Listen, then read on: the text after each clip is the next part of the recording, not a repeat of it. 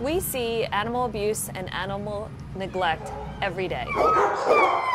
Those who work with the animals are affected most. I feel really bad for the animals, and the cruelty is just bad. You know, it's heart-wrenching, you know.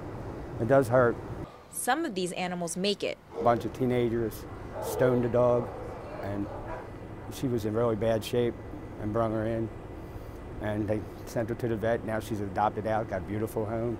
Others don't. A 200-pound man beating a dog with a bat, a little miniature pinscher, and basically half of the dog's body was broken. And then there are the extreme cases, like the 2009 case involving Phoenix, a young pit bull who was doused with gasoline and set on fire in the streets of Baltimore. It was awful. I mean, it's absolutely horrendous what people did to her. She was a very sweet dog. Even under the pain that she was in, the obvious pain, I mean, her whole body was just burnt. And there were pieces of skin hanging off of her, her lip was hanging down.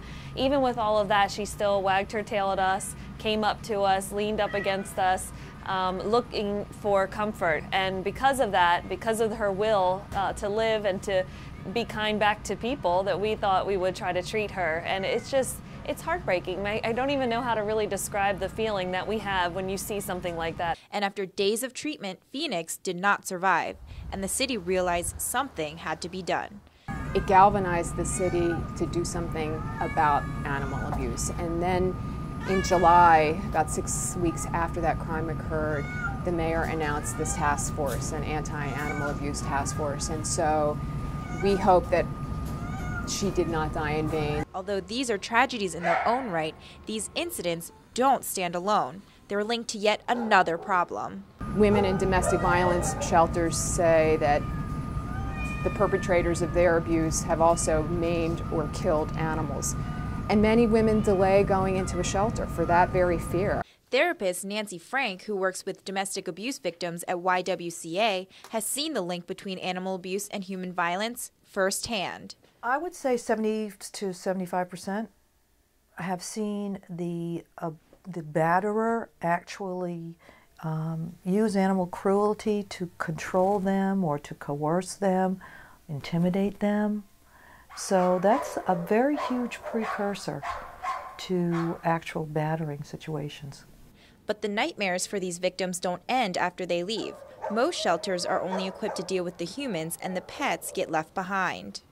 It is difficult because there's often a very, as you know, a very close emotional bond between a person and their pet. And particularly close when the victim is being battered and their only place they can go to is for comfort is their pet. So it's difficult to convince someone to leave that object of love behind. And so it starts with animals. You have to stop animal abuse if you want to stop human violence. Study after study has shown that people who engage in animal violence are so much more likely to commit human violence in the future. So it's not what's next, it's who's next. The Anti-Animal Abuse Task Force is stepping in. Our biggest accomplishment is that we've raised awareness. We're seeing the police investigate these crimes a lot more seriously, and the case is being prosecuted. We're also talking to judges about this link between animal abuse and human violence. And hopes the rest of the country does the same. While we may never be able to stop animal abuse entirely, I think Baltimore can become a model for the nation in terms of how you treat our most vulnerable crime victims. In Baltimore, I'm Shawnee Yee reporting for CNS TV.